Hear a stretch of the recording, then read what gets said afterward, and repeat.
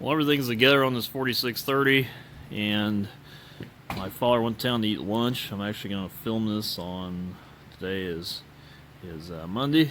I'm going to film it here pretty much as live as I can get without actually going live. But as soon as he gets back, I'm going to start the video again, record it, start this thing up, and then I'll actually go put the video together and then upload it here this evening. So you'll be getting a video upload within a few hours of startup. The reason I wanted to set this little precursor clip was just to explain what we're doing. I put the old elbow up here, just temporary. It's very, very hollowed out right in here. Everything's warm because we've had the engine heater going. Again, I don't know what happened there. I'd like to get a new fan shroud for it, but I just don't want to spend that money right now. Unless somebody has a brand new old stock one that they're going to give me. We did dead crank it. We got to put some more oil in here real quick, top it off. And yeah, we're going to start it without the air cleaner in a nice clean shop here. I think we'll be alright because we've actually got to tear a lot of this back down again. And then you use a specialty wrench. It was here somewhere. I don't know where it's at. Anyway, there's a little offset wrench. Gets into all these head bolts, and they've all got to get retorqued after the tractor gets good and warmed up. So we'll be doing that pretty soon here. Yeah, there's that wrench. There's the injector tool there too. So there's that offset wrench for the torquings. And there's the interior again. I did get the seat pulled up and kind of got everything underneath cleaned out and half-ass kind of put back together. That seat, they never fit. They always have to have the holes drilled out on the frame. It seems like I went to 3/8 or a 5/16 bolt, but finally got that in. Finally got the last of my hardware for my armrest. And God, this stuff takes forever to come in. And I got my last door seal here. And this door seal is another one of those wheel fit things I've talked about in other videos. These door seals are frustrating, but this tractor does have the older latch, and it seems like it actually grabs a little tighter.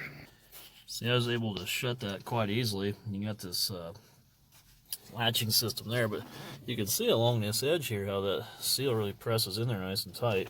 Same way with down here. So I'm pretty happy with the way that closes up, and happy with the way the rest of the interior came out looking on this thing. And it even smells pretty good in here. Got the mechanical suspension seat all freed up, which is this adjustment lever here, and it has a weight scale on it.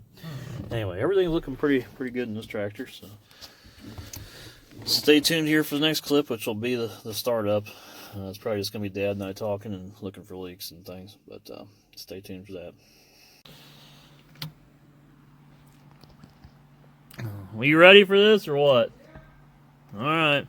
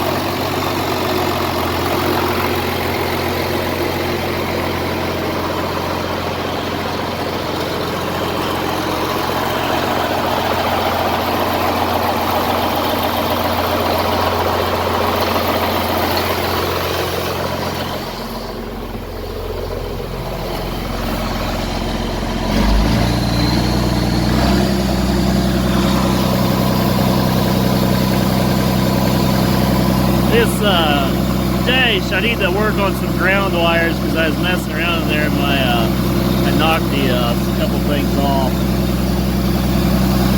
I think the fuel cylinder, I need to take it back off.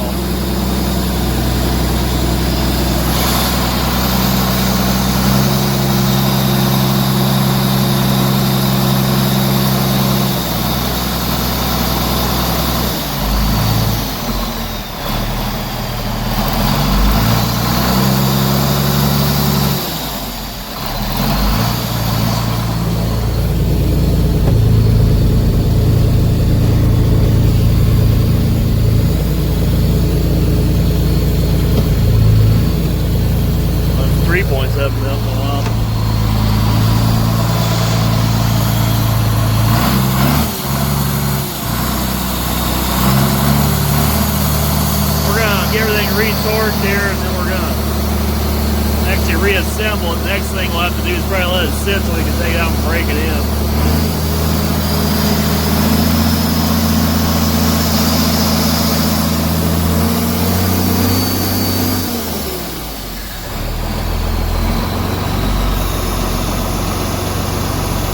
Well, there you go, it runs. Alrighty, on this 4850 here, it needed a new door seal. So I got the new seal on, and I ran a scraper down behind here. I was able to get the other one off, and it's this new one fits pretty nice. I actually had to go get a second new one because the one they sent was for a 55 series cab, which went to a glue-in window, which looks more like a car. So these rubber trims. Anyway, they changed the seal when they did that. The doors were a little different shape. So I got this glued on. You might notice it's a little bit flat right here. And it goes on down straight, ties into this corner right there. But this door seal, it hasn't been crushed a lot, so it's pretty thick. And I think it's been glued on before because there's a little bit of glue right there. But anyway, I got that all cleaned up pretty nice in there. So. But the door seal hasn't been crushed, so you adjust your striker bolt here, and this striker bolt has a square hole, and this has a nut on the back side. If you can see up underneath there, maybe there's a nut back in there, and then you adjust this in and out. Well, it's a really stupid and poor design. So what happens is, if you adjust it so you get a perfect cab seal, you about can't get the door shut. So even there I had to clang it a couple times to get it to shut. Well, if you look in right here, only on this bottom edge, you can see daylight. Well, you get up to here and it's fully sealed. Well, I think these doors, they got two hinges, one here and here, and they have nothing down here. So ultimately they rely on to twist these upper hinges. So I've always had an issue. You can see it. You can a little bit right there, and then right around this latching point. But if you get that where it seals that tight, then you really can't get the door shut. So it seems to be a real balancing act of being able to actually shut the door versus being able to having it seal up tight enough. Well, anyway, this seal has got glue underneath the edge there. This is just a seal edge. I'm going to wipe some of that extra off. But anyway, I've adjusted this the best I can. I think for anybody wanting to do one of these and you want a perfect seal, because let's face it, a good seal is what's going to keep your cab good and quiet and keep your dirt out. But I think the best case scenario, you can see the wear edge here. I'm just going to buy some like 3M sticky foam and just put a strip maybe about midpoint down, and then we'll seal that on up. And the same down here on this edge, which has a windlass. So, you know, you got your bottom seal here already. So these old tractors, these door seals are kind of a fail in my opinion. The 55 series was improved, but this is a bit of a fail. It's hard to get it adjusted out just right, or to get a perfect seal strip on this thing. But Anyway, it'll be better than it was. And like I said, at least it's got a new door seal in it now. The other one was tore, and maybe it's just starts to deflate a little bit. It'll be able to adjust a little bit more. And I don't know, I could have some wear in this latch. I've tried to look. I don't really see a lot of wear in the jaws, but you know, this door's done a lot of vibrating here for a lot of hours, and that could have led definitely to some distortion in the steel. So anyway, besides this door seal, that was one of the last things I was trying to get wrapped up on this tractor, just because they'd sent the wrong seal. Otherwise, it's pretty well ready to go. Pretty nice looking tractor. So I'm quite happy with it and ready to have it out in the field.